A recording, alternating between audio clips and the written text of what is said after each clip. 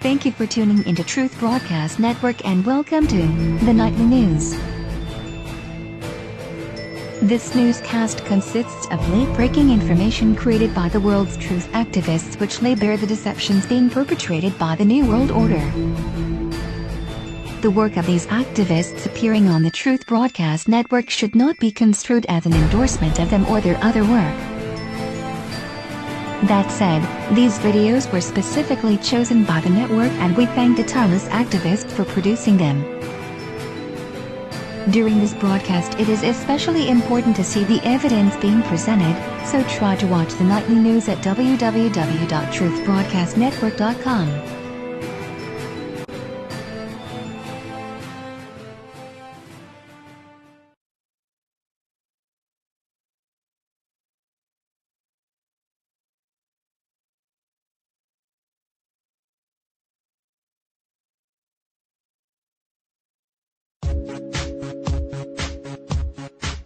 QB said and done, all your fiat inflated beyond the sun, but no more because now there's a better one, and its properties perform better than all the rest of them. It's mathematical, no more double spend, it's encryptable. Put your cash in your brain or it's wearable. A new form of wealth begins. And I want you to know, Toshi, I love to earn my digital gravy. I love to spend my bitcoins, matey. I love Satoshi's Bitcoin, baby. Rewards keep coming, repeat. I like my bitcoins not so shady. So send me one more bitcoin, baby. I love Satoshi's Bitcoin, baby. It's dying from all the heat. Constantly, mine is hashing blocks so securely. There's no chargeback, sign up, or other fees. Bitcoin sent to me from your private keys, and it feels like we've been rescued. Mankind set free from the bonds of debt-based currency. Irreversible, deflatable, divisible, cleverly. So I want you to know, Toshi, I love to earn my digital gravy. I love to spend my bitcoins, matey. I love Satoshi's Bitcoin, baby. It's dying from all the heat. I like my bitcoins not so shady. So send me one more bitcoin, baby. I love Satoshi's Bitcoin, baby. It's attaching to the Bitcoin. Designed to be scarce, their worth alone beats every record we've known. I shine for rich folk, that's how miners roll. And the blockchain goes on and on. Toshi got this program petty, saw the problem double spins, proof of work with all the hash, making us some digital cash. Miners stack this saber and spin, share their answers with their friends. Silicon rings, red chains of block, while kids carrot frame and throwing rocks. Saw you fools shorting Toshi, folks in stadium with their glasses rosy. When the world finds out we can and play, you'll join this party fashionably late. I love to earn my digital gravy. I love to spend my bitcoins, matey. I love Satoshi's Bitcoin, baby. Rewards keep coming, repeat. I like my bitcoins not so shady. So send me one more bitcoin, baby. I love Satoshi's Bitcoin, baby. It's attaching to the beat.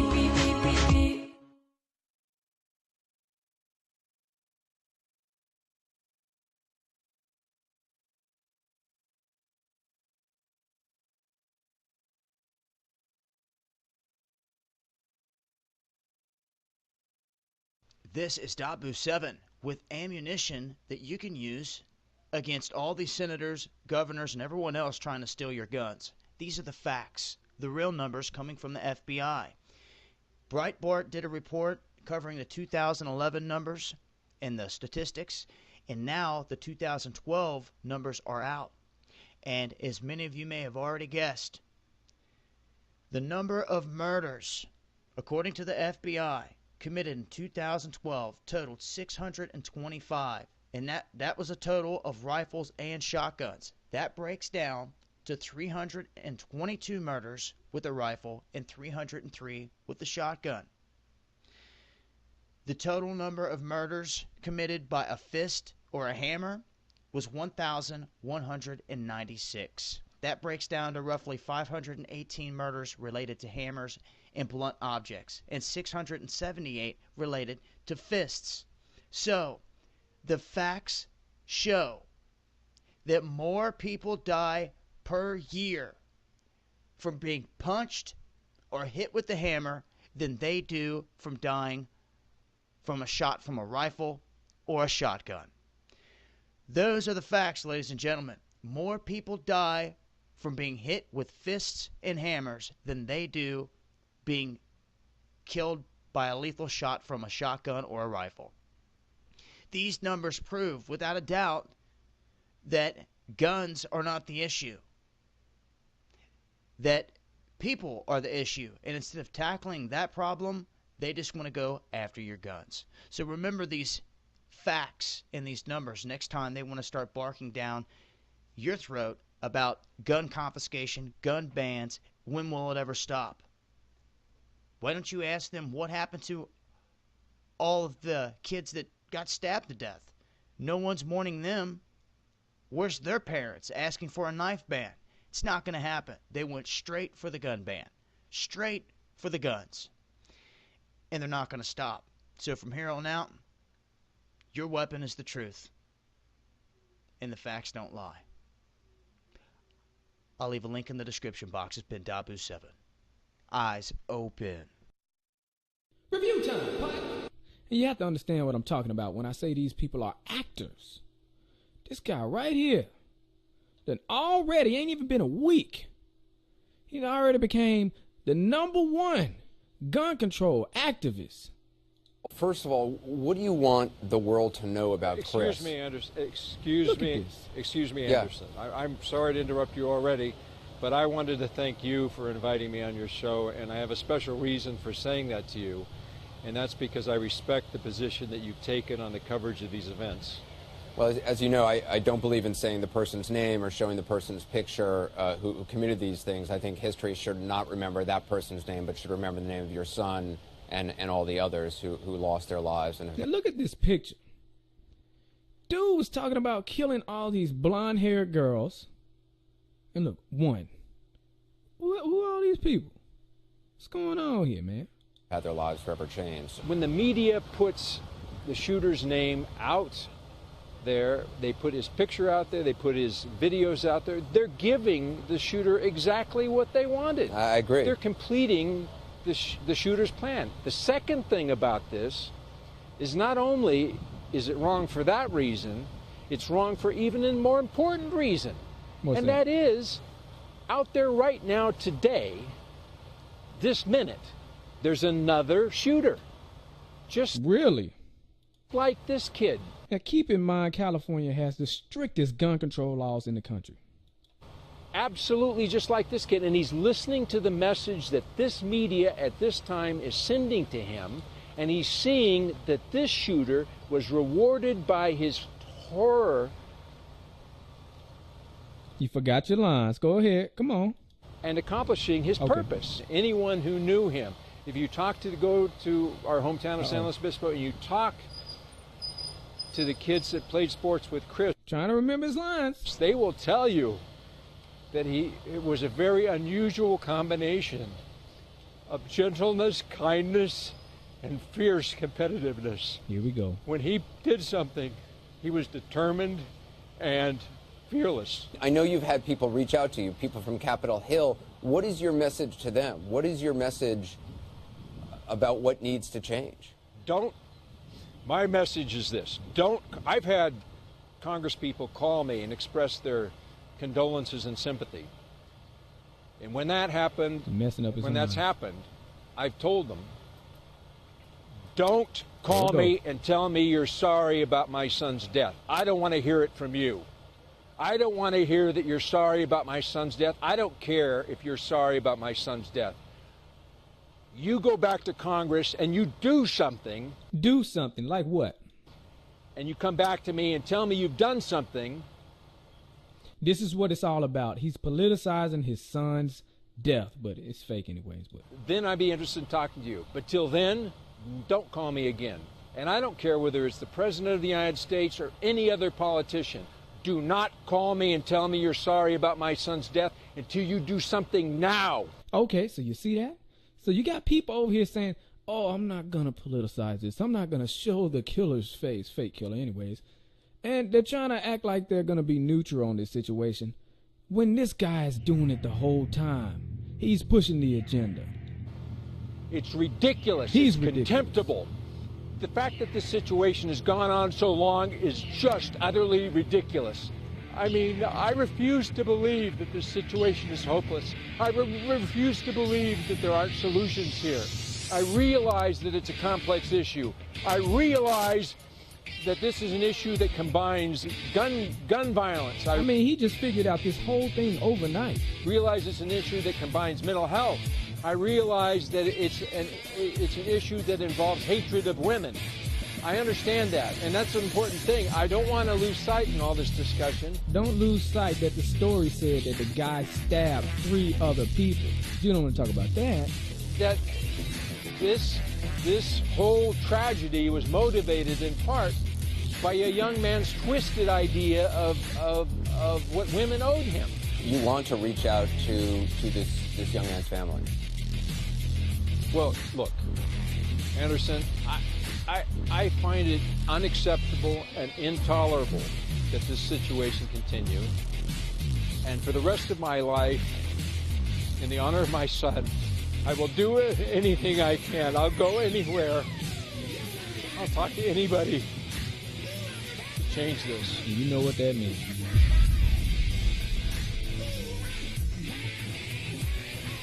Hey, thanks for watching the Political Report. So who's worse, Mr. Parker or Mr. Martinez? Well, we all saw Mr. Robbie Parker with his little smug little laugh right before he was gonna give his emotional, sad face, his teary speech to, the country, the world, about his daughter.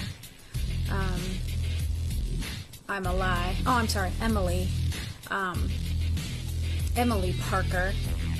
And we saw his little, laugh prior to getting to the podium and whatnot. But what about Mr. Martinez, of the Santa Barbara shooting, who had to go after the NRA immediately? It's the NRA's fault, not the asshole who pulled the trigger. No, it's the NRA. It's their fault. Now, I'm going to post a video below.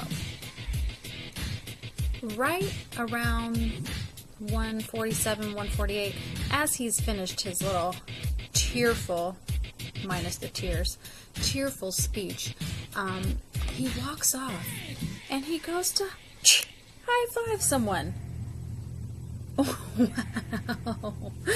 Wow. I mean, what can you say? I keep thinking of little, Dos Equis lines that I could, say in my head. Oh, I don't always give press conferences about my dead son, but when I do, I end it with a high five. I mean, what the fuck? Seriously? Seriously. Anyways, I'll post the video below. What's even funnier, though, is, he's left hanging. No one's I'm not high-fiving right now, dude, bro. Not right now. Not right now.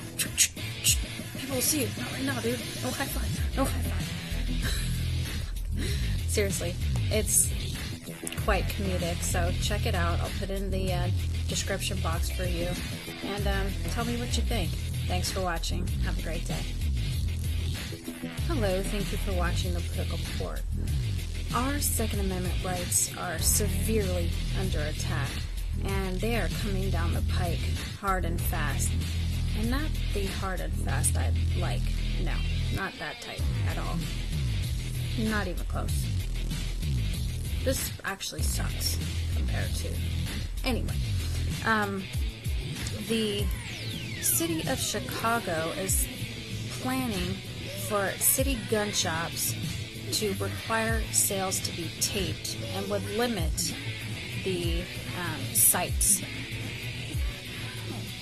Our good old buddy, our pal, Rahm Emanuel, is proposing an ordinance that would keep gun stores out of most parts of Chicago and require them to videotape every sale to deter customers from buying firearms for crooks. This does absolutely nothing. If criminals want to get guns, they're going to get them. In fact, they could probably just go down to Mexico and talk to the drug cartels and get the guns that our government gave them. I'm sure they could easily do that, right? I mean, this is just getting crazier and crazier. But along with this, Obama has a secret program called Operation Choke Point, which would have banks stop transacting. Is that even a word? God, I need some coffee because I'm having a bad morning. Would stop banks from, allowing undesirable businesses to make transactions.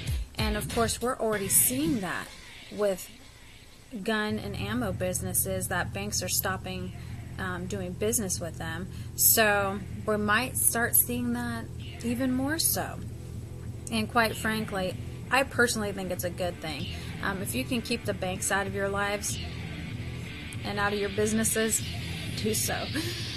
But on top of that, I recently did a video about New Jersey and the bill that they passed that is now on Governor Christie's desk. And I wanted to share a little bit more with you about it. Under that bill, common hunting rifles will be banned. Let's see. Assembly Bill 2006 bans rifles that meet this definition. A semi-automatic rifle with a fixed magazine capacity exceeding 15 to 10 rounds. The bracket and underline show the existent and proposed law. So, let's see, I'll put this link so you can check it out too. I already explained that there is no exceptions for grandfathering, so if you had shit before, you're screwed under this. If you choose to comply, I personally would not. Of course, they say anyone who possesses such a rifle will be immediately guilty of a felony. Immediately guilty. Wow. That's interesting, isn't it? Immediately guilty. The what? This is why it's so very imperative for people to learn about jury nullification. Nullification will be our salvation. We need to freaking nullify all this bullshit that comes through. Let's see. Okay, well anyways, I'm going to go ahead and put that for you to check out. But this shit is just getting insane, and like I said, it's happening rapidly, very fast. You're going to start seeing more and more fascism, more and more communist tactics that are coming through, and it's, you're going to start seeing even more, every 6 weeks we have these mass shootings, the lone wolf shooters coming out, and every 6 weeks we hear about more gun legislation they want to push through, and it's so predictable. It's so predictable. But we need to be unpredictable and, you know, basically just not deal with the shit. We just need to act as though it doesn't exist, just as they act as though our rights don't exist. We need to act as though the shit that they're pushing through never happened. The more you comply with it, the further you allow your rights to be taken from you. And those rights aren't for them to take. Not now, not ever. But what really needs to happen, and if you are tight, or even if you're not, but, you know, if you're tight with, you know, gun store owners, gun manufacturers, ammunition manufacturers, if you, you know, live nearby one, show them this part of the video. Show them this. Stop doing business with the government. The government has every intention of fucking you and fucking your business. They have every intention of running you into the ground. So stop doing business with them. Stop selling them guns. Stop selling them ammunition. Stop selling them supplies. Just stop. Because they have no problems shutting down your businesses for good. So why don't you shut down their business? Shut them down. Stop selling to them. Stop doing business with them. Stop complying with their unconstitutional demands. Just stop.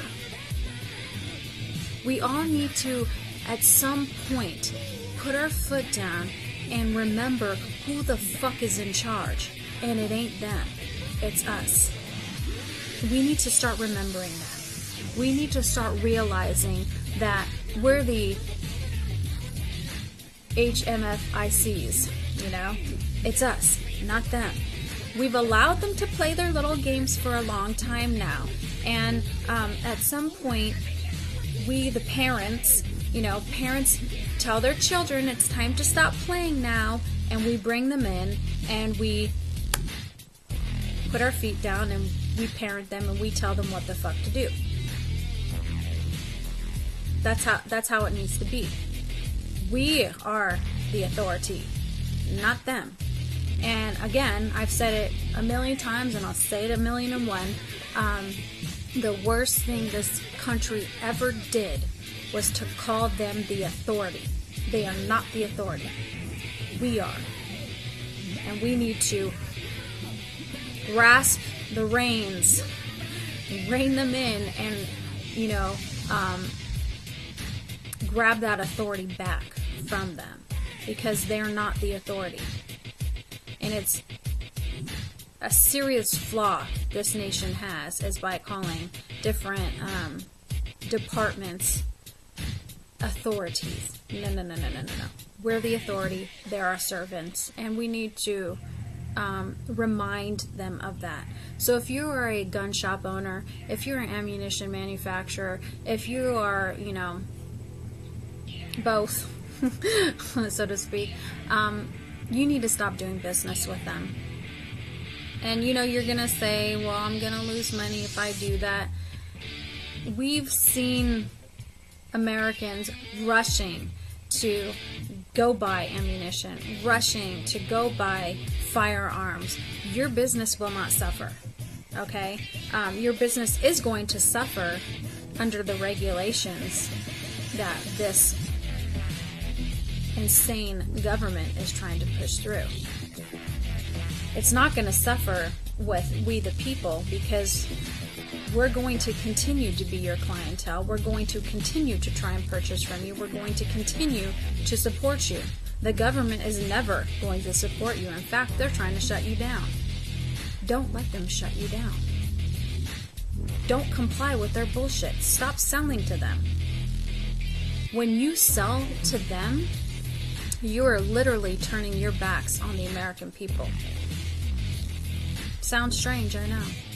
A government that's supposed to be for the people, by the people, you would think that it'd be, you know, a positive thing to sell to them and to support them. However, they've become so corrupt and so insane and they have every intention of using those weapons on the American people. And the proof is in the pudding. You know, they're having drills and practicing on American soil. They are sending out documentation to say who the domestic terrorists are, and it's pretty much the everyday average American. They're loading police departments up with militaristic type gear and vehicles and weaponry, and all the while telling us, the real authority, that we cannot have any of those things. Please stop doing business with them. I beg you, and I don't do that very often, but I beg you to please do what's right. And what's right isn't doing business with a corrupt, shady-ass government who wants to kill its people. Anyways, thanks for watching. I will put the links in the description box below. Feel free to share this. Definitely share this with your local gun shops, gun manufacturers, ammunition manufacturers, and follow me on Twitter at Political Port. Thanks for watching and have a wonderful day.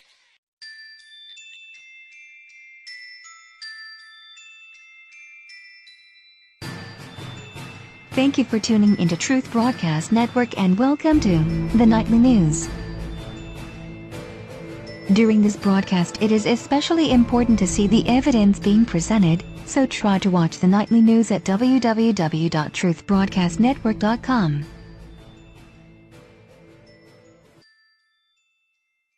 Review time! And let me show you how stupid these people are.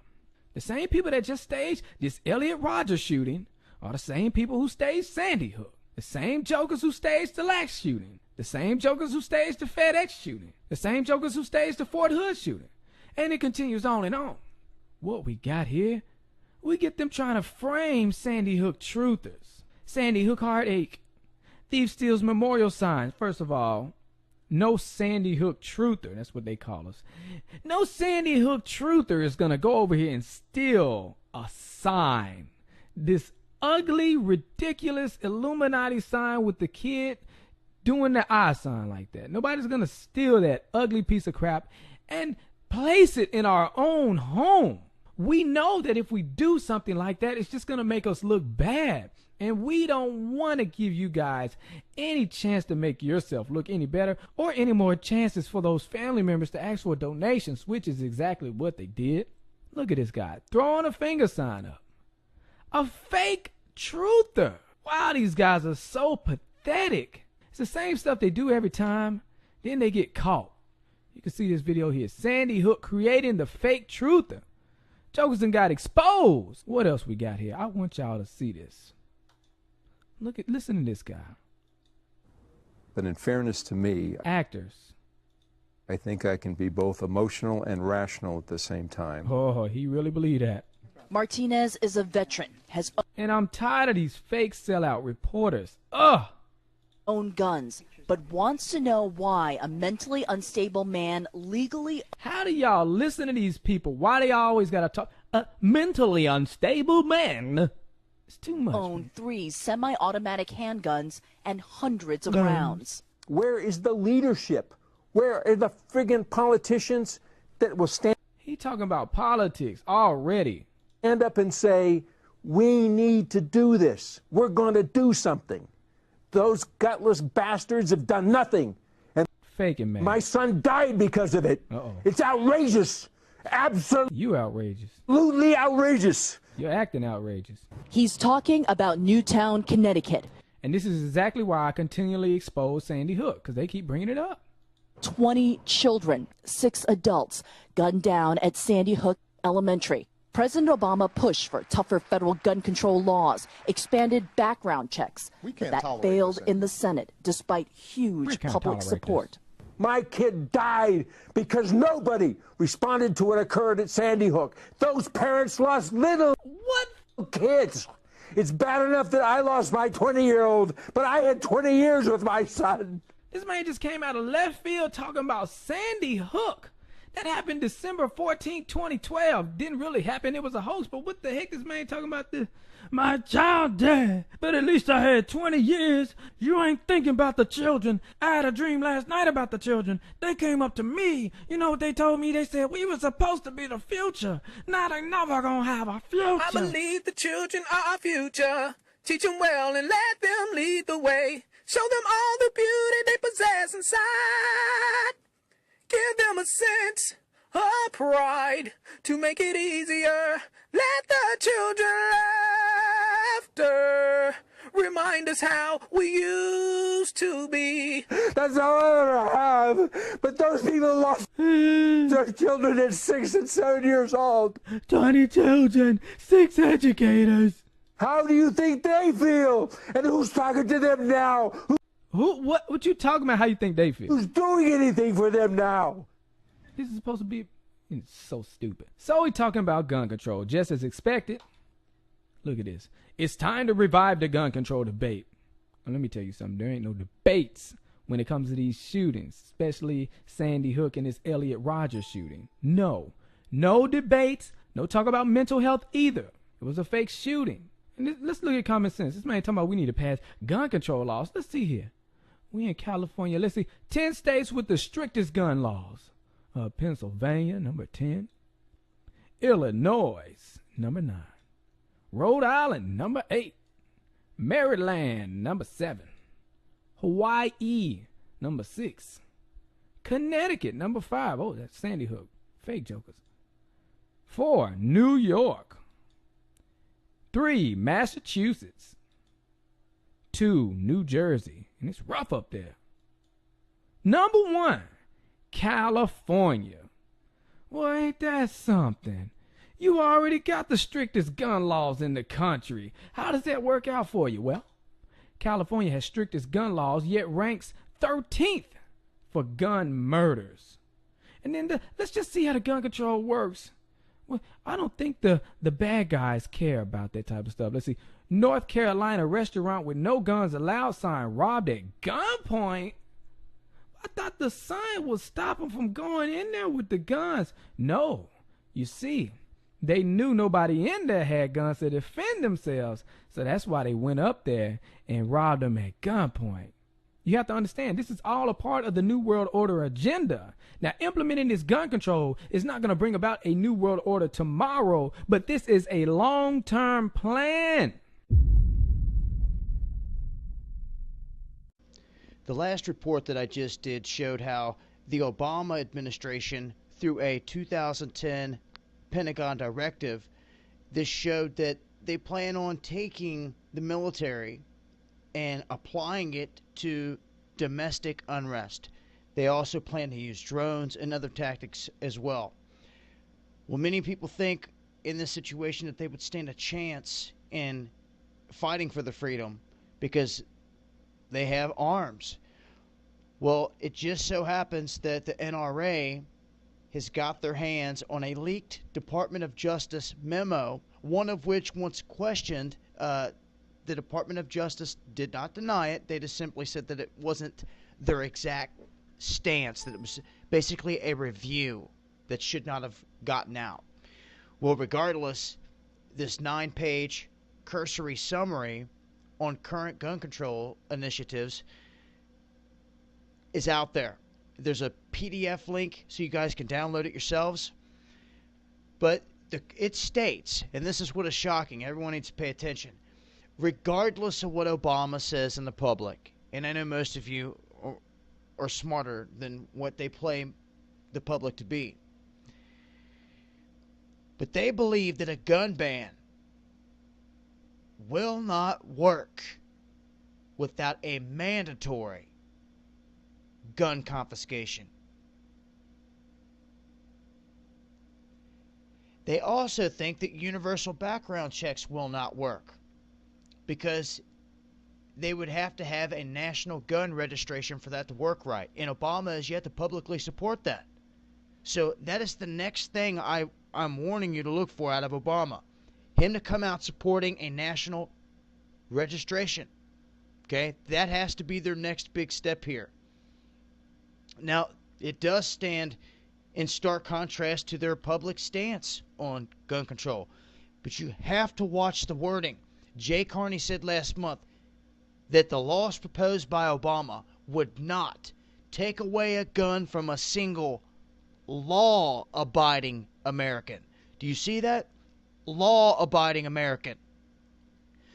So, all they have to do down the road is catch you, let's say, collecting water for your birds in your yard. They can hit you with a fine saying that that is illegal. Collecting water on your own property, that's government property basically, and you stole from the government. And since you stole from the government, we can't trust you, especially with the gun. So you're not allowed to have a gun no more. You're no longer a law-abiding American. Do you see? In the blink of an eye, they can change a law to make breathing illegal. I mean, it's getting to be that big of a joke. But it's really not a joke, because they're dead serious, and I hope you see this. This is their plan. And the biggest thing that I can stress here is the first thing that I just pointed out. They're making statements that, you know, even high-capacity ammunition clip bans would be ineffective. The only thing that they see as being effective is, first, a registry. Then you can get everybody in there for a background check. But first and foremost, a mandatory gun confiscation. How do you think that is going to go down? Because they believe a gun ban will not work without it. I'll leave a link. It's been Dabu 7. Eyes open.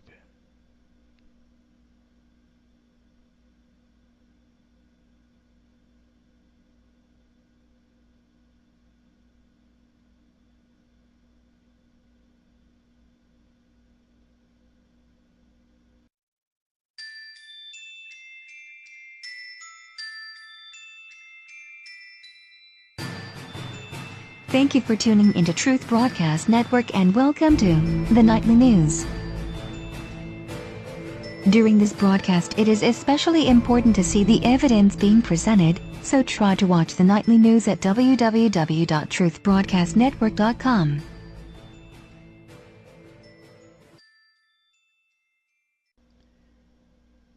All right, the Bureau of Land Management, they gained a lot of attention here in the Bundy standoff. Now they are in another situation that the mainstream media is basically making it a blackout on the subject. There is a massive oil spill in Utah that has took place, and the BLM has been busted making false claims that it was contained when it is not. Now, many people in this area around Denver and Colorado should be looking at this carefully, because what they're stating here, and I'll leave multiple links, and you can see here in the photos, is that this leak, well, it was a damaged well, gushed 80 to 100 barrels of oil per hour for more than 30 hours. Now, they believe the equivalent of 100,000 gallons of crude oil are adjacent to the river here, and it's unknown how much of the oil entered the river, which is the largest tributary to the Colorado River, the main source of drinking water for 35 million people. Also the habitat of 4 endangered fish species. So this is a big deal here, and not a word being mentioned on the mainstream media. I think everybody in the area has a right to know, especially those that could be affected. If they have no idea exactly how much has gone into here or there, then, I mean, it's a gamble. So that's the latest. I'll leave links in the description box, and as I get updates, I'll keep you guys posted. It's been Dabu 7. Peace. Congress is demanding an inquiry into whether patient wait times on the Veteran Affairs waiting lists are tied to bonuses. 42 VA centers are under investigation as President Obama prepares the departure of the Veterans Affairs Secretary Eric Shinseki. Shinseki's preliminary report is due this week. The family of the Californian student who shot and killed 6 people in Santa Barbara will not talk about him. Instead, their minds are focused on the families of the victims, describing their life now as hell on earth. Among the victims were Elliot Rogers' 2 roommates and a visitor, Chang Wan-hong, who was 20, George Chen, who was 19, and Wei-han David Wang, who was 20. Each was stabbed to death. Monks in Myanmar have backed a proposal on an interfaith marriage ban. Critics say the drafts of the new legislation are motivated by religious hatred and could take discrimination against the country's marginalized Muslim minority to new levels. Violence erupted between the Buddhist and Muslim groups in 2012 after decades of military rule came to an end. The United States has deployed the first set of drones to Japan. 2 of its most advanced long-distance surveillance drones have been sent to a base in northern Japan. The drones are expected to help Japan's ability to monitor nuclear activities in North Korea and aid in monitoring Chinese naval operations. Hillary Clinton has defended her decisions during the deadly 2012 terrorist attack in Benghazi, Libya. In Clinton's new book, she writes that she, quote, will not be part of a political slugfest on the backs of dead Americans. The former Secretary of State devotes a chapter of her upcoming book, Hard Choices, to the Benghazi attack, which killed 4 Americans. A searcher is cautiously optimistic that the missing Malaysian Airlines Jet 370 will be found. This follows a lot of confusion over where experts believed the wreckage to be lying since the plane disappeared off radar screens. The origin of the underwater pings that were first heard have now been cast in doubt. No wreckage has yet been found. Facebook founder and CEO Mark Zuckerberg and his wife Priscilla Chan have pledged $120 million to Bay Area schools to help underserved communities in San Francisco. In 2010, Zuckerberg donated $100 million to beleaguered public schools in Newark, New Jersey. Just another heads up here, guys. It looks like new information is coming out in regards to a memo that has been published. And this is in regards to a 2010 Pentagon directive on military support to civilian authorities, and it details the president's power to use the military against civilians. Now, this directive contains non-controversial provisions on support to civilian fire and emergency services, special events, and domestic use of the Army Corps of Engineers. Now, this is all to be put forth using unarmed drones as well in operations against domestic unrest. So, here within lies all of the details on what the president plans to do when domestic unrest arises in this country, no matter how or when. So this is a lengthy read. I'm going to leave a link. You guys can read the whole article, but you will see that this pretty much outlines his self-given power by executive power to do as he pleases and to draw up these plans, put them into place, and here you don't hear about them till years later. This is from 2010, here it is 2014, and we're feeling the effects of it. So just wanted to point it out that within this directive, it does outline his plans to use the military and unarmed drones. They say unarmed, but I can guarantee you the way these guys are going, that'll change. I'll leave a link in the description box. It's been Dapu 7. Eyes open. A memo from the Justice Department has revealed that the Obama administration is considering measures which could result in a nationwide ban on handguns. The document states that, quote, a gun ban will not work without mandatory gun confiscation. It also says that universal background checks won't work without requiring national gun registration. President Obama has never publicly stated he's in favor of gun confiscation. However, this document suggests that the administration may be moving in that direction. The memo written by Greg Ridgway from the National Institute of Justice in the department was dated January 4th, 2013. It was originally obtained by the National Rifle Association, although they will not reveal how they came into possession of the document. The memo concludes that banning high-capacity magazines would be an ineffective means of removing weapons from streets due to the large number that are already in the hands of Americans. Background checks could provide a first step to control and eventually outlaw firearms, according to the document. The Australian gun buyback program was closely examined in the report, and Ridgway noted that mass shootings have not occurred in the 15 years since the buyback took place, but it had no other effect on reducing crime.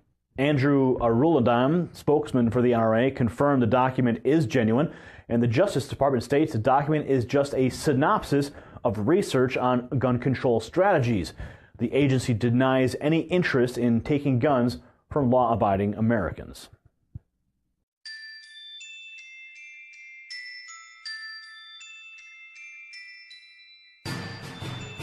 Thank you for tuning into Truth Broadcast Network and welcome to the Nightly News.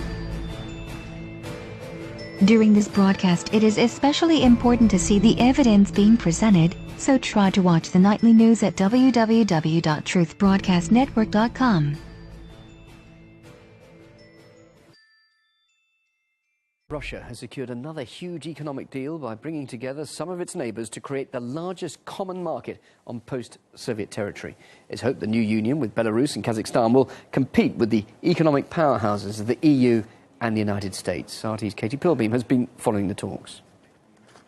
The Russian president said the signed agreement has landmark, historic importance, amongst other things. Now, the ex-Soviet neighbours will now enjoy the free movement of goods, capital and services, as well as the free movement of people, 170 million people in total. And trade is set to accelerate in industries such as energy, industry, agriculture and transport. Now, I spoke to David Gray from PwC for his reaction to this deal. I'm very positive about the prospects for Russia and for the other members of the pact as well. I think if you look at the EU, for example, I think the reduction in trade barriers within the EU had a significant impact in terms of making it easier to do business, which does encourage investment. And I'm looking forward to similar results in terms of the Eurasia deal. Now, over the last 3 years, trade within the customs union has increased by nearly 50%. And the group is set to get even bigger, with Armenia and Kyrgyzstan expected to join the union later on in the year. Geographically, where these countries sit and how close they are, well, it makes economic sense for them to do business together. Now, this arrangement comes the same month that Russia's trade with China has accelerated to a historic level. Obviously, in Shanghai, we had the $400 billion gas deal signed. And the president, well, he spoke of further future deals as well. He mentioned a second gas pipeline to China too. So, opening new doors with the East and sealing traditional ties with ex-Soviet states. Let's discuss this deal further now with Patrick Young, who's an expert in global financial markets. Patrick, just how big a deal is this then? This is a very, very interesting deal. It's one huge step, part of the pivot to the east that Russia's been behind in the course of recent weeks we've really seen come together. Think about it this way. I mean, amongst these three countries alone, in the customs union they've had over the last few years, they've increased their trade between themselves by the equivalent amount of the entirety of Russia's trade with the United States of America. It's a big deal. It has multiple possible impacts. It's some possibility for every business, small and large, whether you're sitting in Minsk, whether you're in Almaty, or no matter where you are in Russia, to profit from the opportunity of customs union. This is very, very exciting. A Eurasian Economic Union is a new power trading bloc. It's somewhere that has got many, many resources, a huge number of people. I mean, we're talking about, what, 170 million people, 1.5% of the world's population. They're covering, though, 15% of the world's land, 20% of the world's gas resources, 15% of the world's oil resources, and a great deal of industry and also agriculture. But of course, Europe is, the biggest trading partner with Russia at the moment. Should it be worried? I think Europe has to start looking at things from a competitive, sensible perspective. Let's face it, Europe was never going to be the only union in the world, just in the same way that NAFTA in America was never going to be the only trade agreement there. The whole situation is, I think, one where Europe needs to be chastened. They need to understand the idea that just because you happen to be on the eastern fringes of the European Union, it doesn't automatically mean that you're going to try and fight your way into the European Union as currently is. Why not go with something like this Eurasian Union, where you've got effectively all the benefits of the first stage of the European economic community, i.e. free trade, but you don't have to worry about the silly regulation, the plutocratic red tape, all of those sorts of problems, which of course have plunged the European community into crisis through their daft and failing Euro project. Patrick, of course, as you mentioned earlier, this is a massive shift of Russia towards the east. You mentioned the US earlier. What impact will this have on the US economy? This is a huge wake-up call. It's part 2 or part 3 of the wake-up call for the US over the course of the last few weeks. Obviously, the gas pipeline deal, I mean, that was something. The whole Pride of Siberia project is absolutely fascinating. Biggest construction project in the world. Huge $400 million deal. The point about this where America needs to get worried is, A, America needs to realize that just because it's the world's largest economic power, it is no longer the uni-power in the world in terms of economics. Russia and the rest of the world have alternatives in how they trade. And the most significant thing, and this is the very long-term trend for the USA, is the fact that all of this business, although we talk about it in shorthand and being in US dollars, none of it's going to be conducted in US dollars. People are going to find the way to trade, and it will be in rubles or other currencies. And therefore, that is a big impact, because the US dollar's reserve currency status, that's the thing whereby it's the most dominant money on the earth, ultimately is under threat. As soon as the US dollar's threat, the hegemony of the US economic project is going to find itself in problems once it's threatened. This is a big, big pivot, and the US ignores it at its peril long term. Patrick Young, live on RT International. Thanks for your thoughts. Great to hear from you as always. We talked about metadata in this group. We talked about metadata with Snowden. He makes a larger point here about the information